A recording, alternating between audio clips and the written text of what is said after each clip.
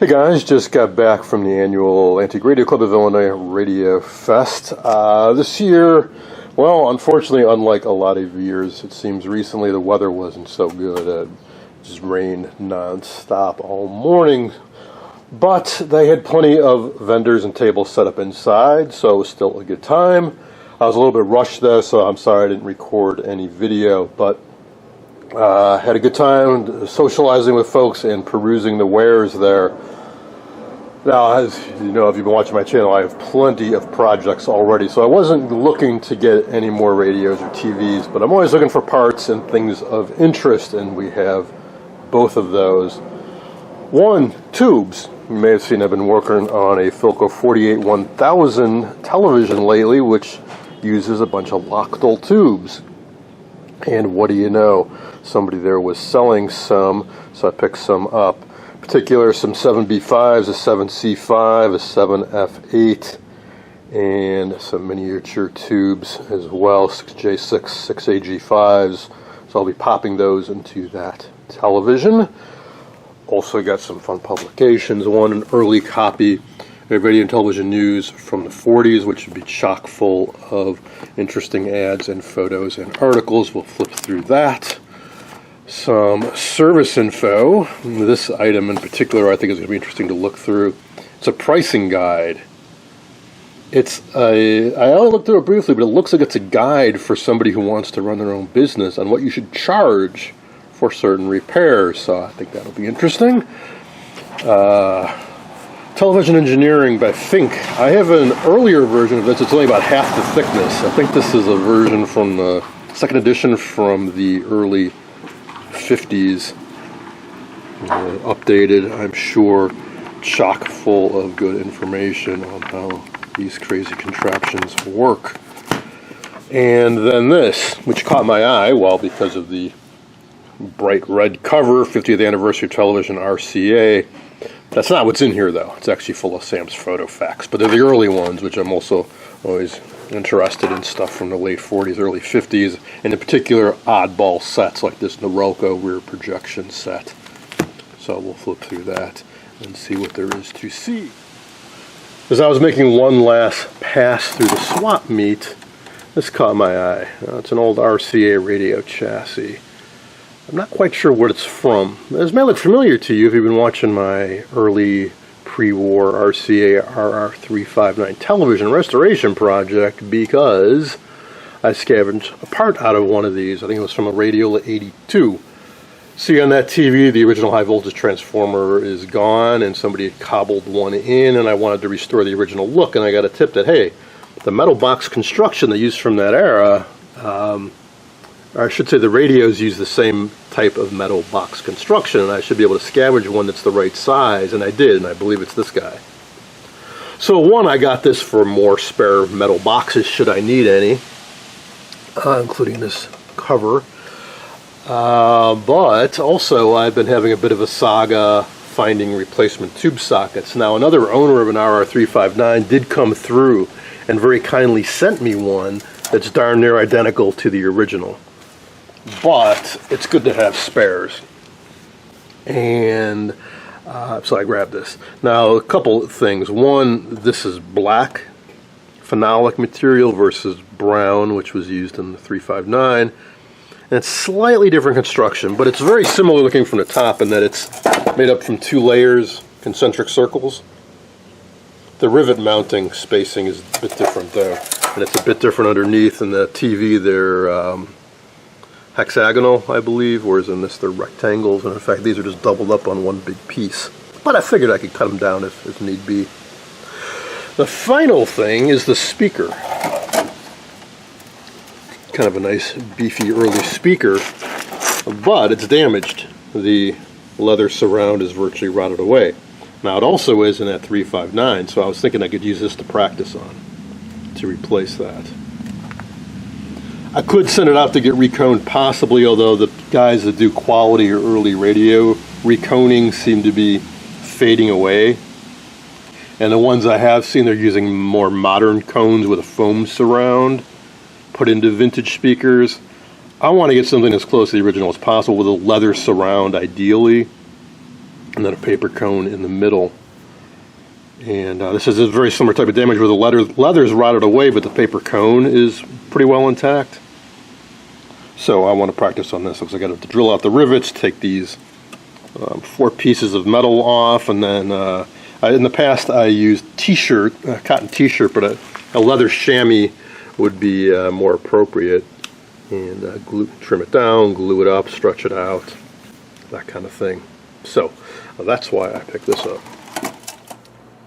Alright, let's take a look at some of these publications. Let's start out with this, which is just an RCA recommended distribution price guide. When I looked at it, I was kind of shocked at the prices, and I noticed that the year was 1988. So one, I was surprised that in 1988, RCA dealers, service dealers, centers were still selling tubes. And boy, were they, well, maybe not gouging you, but you certainly were paying a premium for them. Most of the prices are 10, 20, 30 bucks a tube. 5U4GB, $19.45. About something like a lowly 6AU6. $15.20 for a 6AU6A. Ouch. About a sweep tube, like a 6. What is it? J.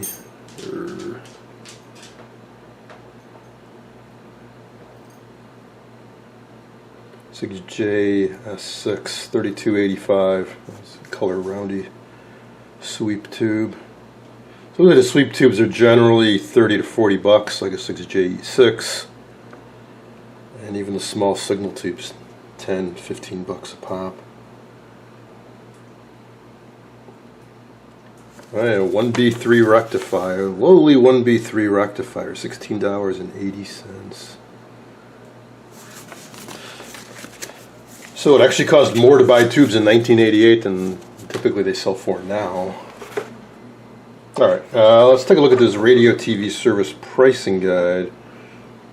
Ulrich publication, Chicago, $2.95. When I first opened this, I saw a bunch of blank pages, and I thought, well, that's not very interesting. But then I flipped through it more, and found some other stuff. Well, directions and unopen the binder and insert more pages. That's not the interesting bit. The interesting bit is some recommendations. This is from 1954. First edition. The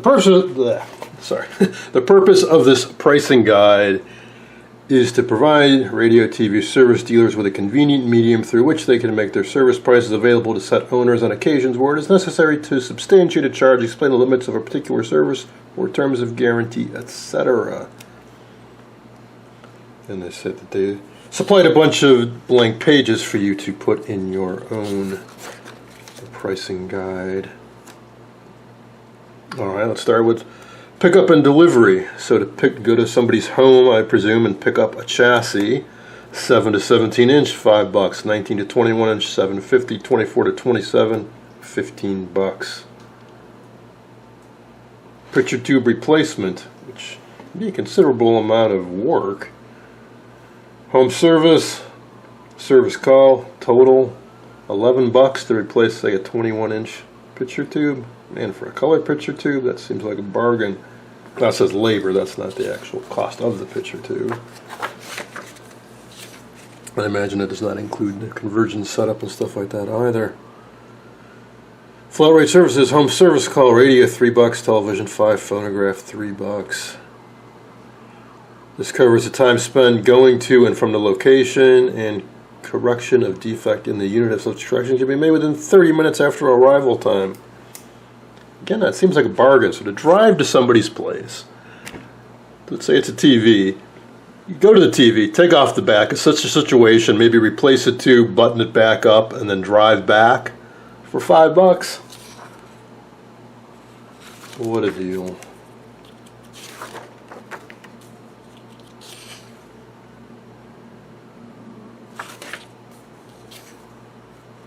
auto radio, antenna installation, and so on.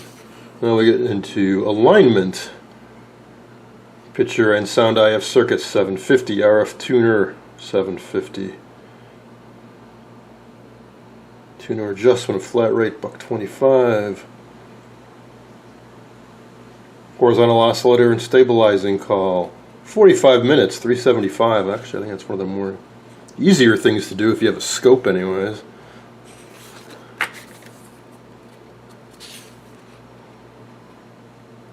Service contracts.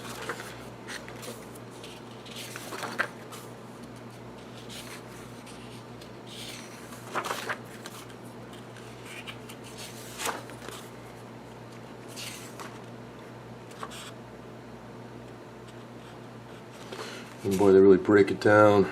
All the things you should check.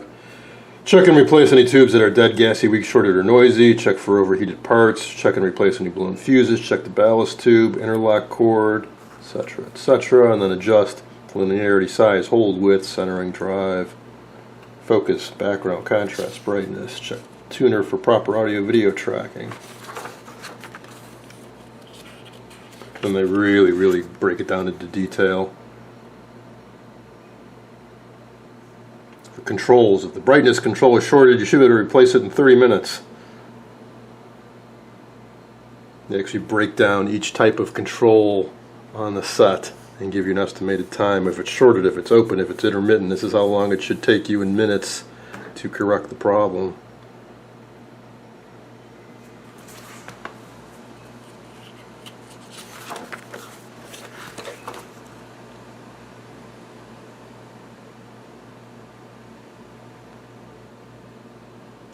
Breaking it down even more. The sync amplifiers, AFC, vertical oscillator, vertical output, key to AGC, and how long it should take you to correct the defects in minutes.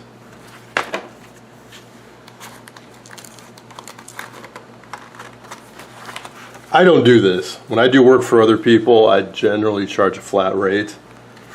I think it would take more time for me to detail some of the stuff at this excruciating level of detail than it would be to actually just do the work. But anyways, that's what this was all about. Okay, what else?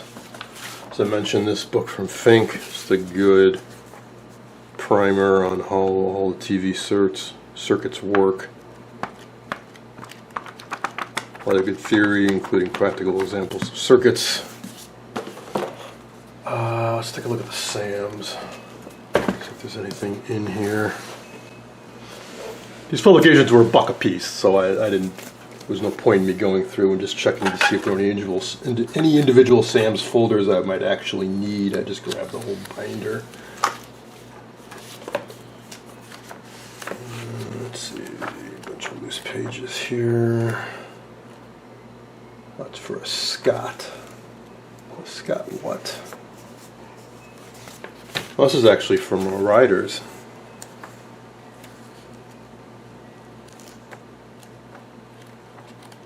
It's missing the first page, so I don't know what model it's from. Anyways, let's go back to the SAMs. RCA ET241, I've already got this one. Mitchell. Well, what caught my eye about flipping through this is there's a lot of brands. In spite of all the SAMs I've looked through and all the TVs I've seen, I still encounter some I've never heard of, never seen before, like a Mitchell. Pilot. Not a very common brand. I've seen some Pilots, but not this particular model before. Emerson. Looks like they took their, I think it's a 571 tabletop and just jammed it into a big cabinet, added a radio and a phonograph. There's another Scott, 817, not a very impressive looking set. Looks like boring, mid-50s TV. Jackson, another one you don't see too often. They just sold this as a bare chassis, probably for custom installations. Same with the Radio Craftsman. Radio Craftsman, and yet another Radio Craftsman, and another Scott. I'm guessing these are alphabetical. Well, no, let me go to an Andrea. Mitchell. Radio Craftsman.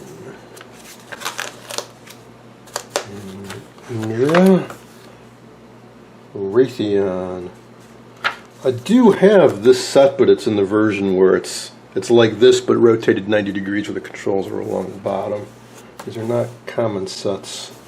Rather eye-catching, big giant channel clunker knob. So I will actually probably have a use for that one. There's that word Norelco, who, well, it's Philips. In Europe, they invented that protogram system, so I'm sure this uses that. Mech, I restored one of these a while ago. I had the 702 version. Same chassis as the 701. Good old Motorola TS18 chassis. Got plenty of those. Huh, and here's the TS4. So very good to have both of these because I work on these sets a lot. It's nice to have a real original paper copy of the service info. Ainsley, another uncommon brand. Fada. Their version of the RCA 630 TS, I do believe. Zenith, yeah, this caught my eye too. Man, I've never seen this one. It's a Zenith porthole, but boy, that is high end. That is deluxe. Could be a 19-inch. This cool flip-down radio and phonograph on either side of the TV. Tone tabletop.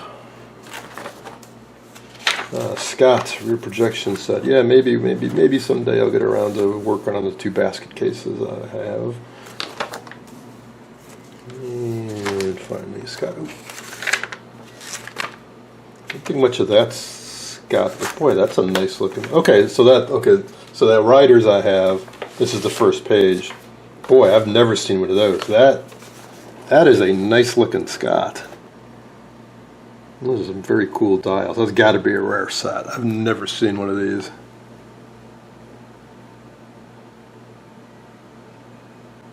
Man, there's a cool looking set. Let's wrap things up with a look through this radio television news. December of '49. That accounts for the bow on the TV. I see.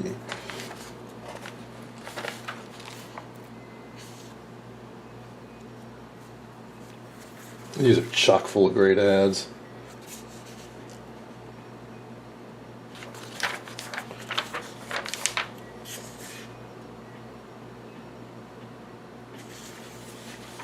There's plenty of home study training. Yep, DeForest training right here. Ooh, I don't I don't think this ad is very PC these days. Jeez. Big Chief Sangmo says, plenty proud of new papooses, Redskins, heap tough, etc. Nice.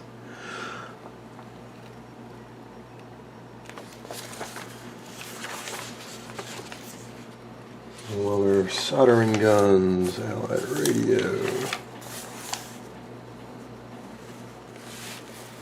National Training School, Central Lab Controls.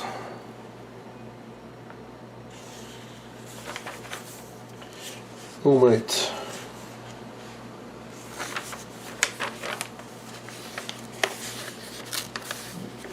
Pages get stuck together. Sprayberry Academy of Radio. That was one I haven't heard of before.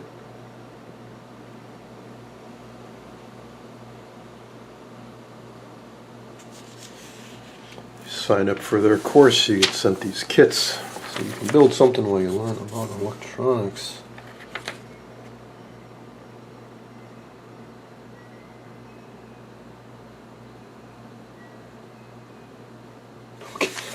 I'm sorry, I'm trying to make sense out of this ad.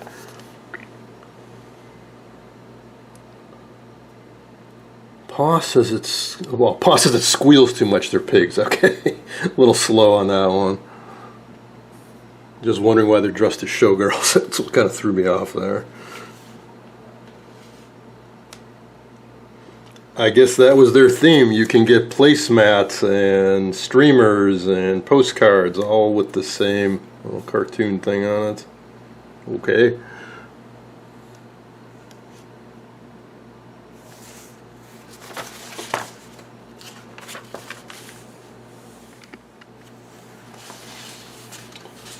Aerosales Inc. That's one I haven't heard of before. Apparently they're based out of Chicago. You get all sorts of cool stuff from them. Another nice ad for national television. They made that neat tabletop radio, the 7-inch set in a metal cabinet or wood.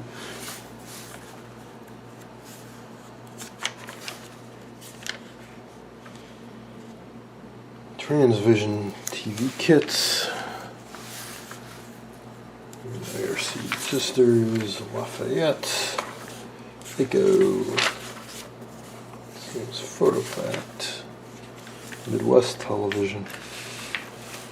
Oh, there were a lot of kits you could buy back then.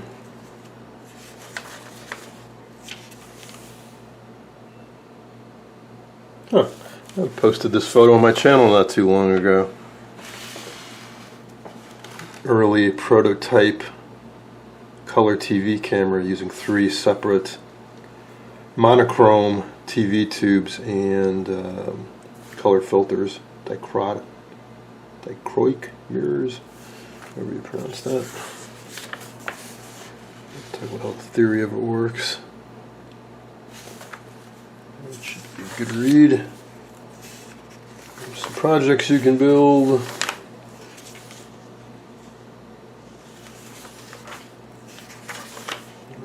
Intercoms, printed circuit boards, yes, they were coming. They were coming in 1949. They're talking about couplates, not to be confused with couplets, and some early phenolic circuit boards.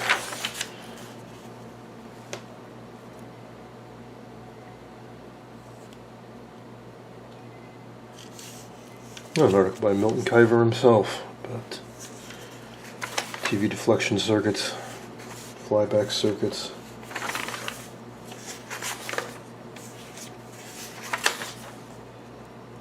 Tips are waveform analysis in TV receivers. I'm doing a bunch of that myself on my Philco TV I'm working on right now.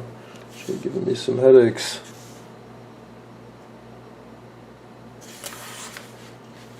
You're setting up your own home ham shack.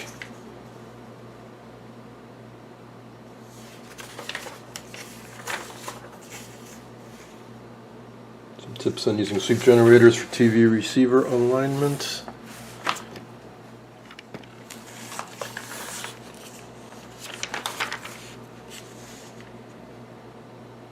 A little project to make a test keyer.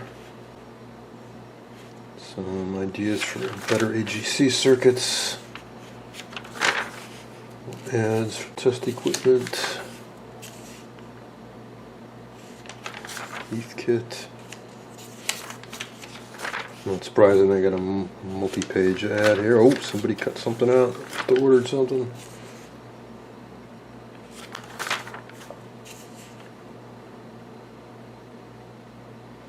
Sprague phenolic molded telecap tubulars, the most truly dependable paper tubular capacitor ever offered to the service professional. Never heard of them.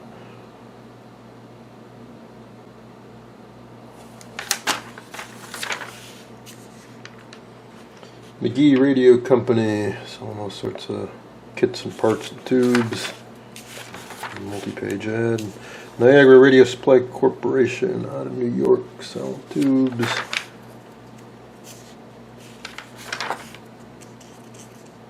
R&M Radio Company saves you real money on radio material.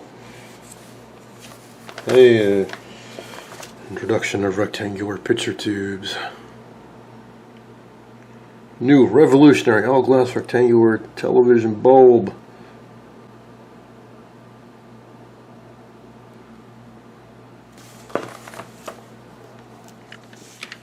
For radio sales, they closed down recently. Around way back in 1949. Milwaukee School of Engineering. They're still around. Nice ad for Alan Crafters.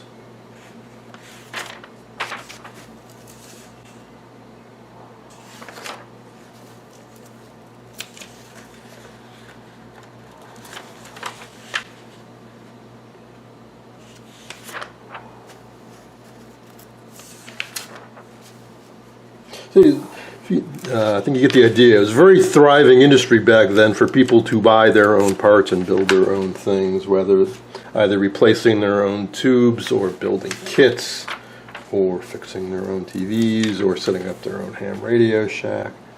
Way more people were into the hobby then than they are now, I should say. Lots of people got the idea that they could make money repairing electronics themselves.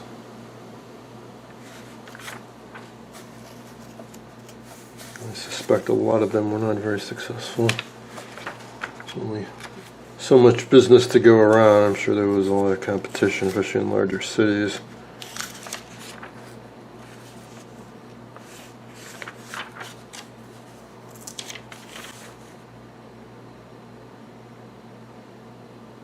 Remember in 1943 you couldn't get a 35Z5? I assume you're talking to wartime shortages, and it looks like the guy had cut a hole in the top of his radio so he could cram whatever tube he was able to get his hands on in there to make the thing work.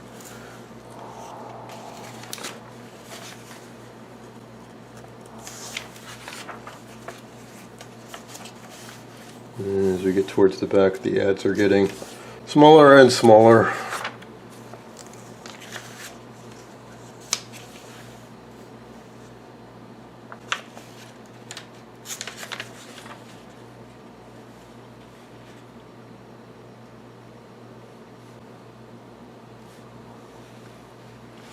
Boy, reselling tubes. I mean, obviously there was a big demand for it, but there's so many ads where they just list a couple dozen tubes and that's it for the ad. Probably bought them in surplus lots or something like that, and we're selling them off, these ads.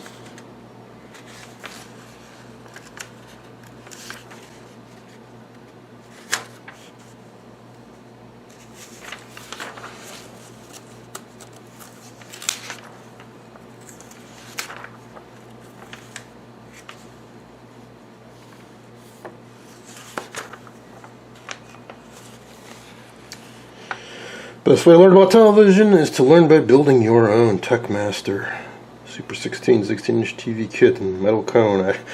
I don't know that I would recommend to somebody beginning electronics to build a TV with a metal cone picture tube. It's an exact duplicate of the RCA 630TS. It's crazy. This 49. It's 3 years down the road from when it came out that somebody was duplicating it and selling it in the back of a magazine. There's somebody else. 630TS derived chassis with a 16-inch picture tube.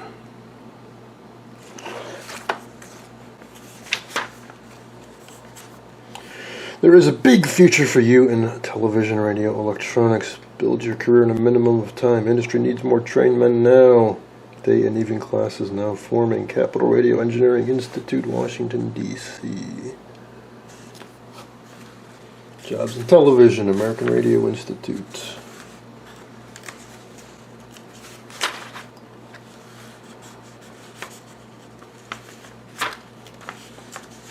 That is about it. No better tube sold than Kenrad Tube Sales. Prove it.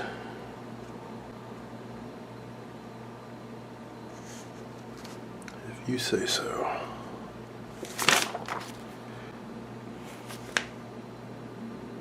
Alright, that is going to be it. As I said, it was a little bit of a subdued event because of the rain, but I still managed to pick up some goodies. So I'm going to get back to my Philco 48-1000 right now, pop in those tubes and see if they help. Hope you enjoyed this. Thanks for watching.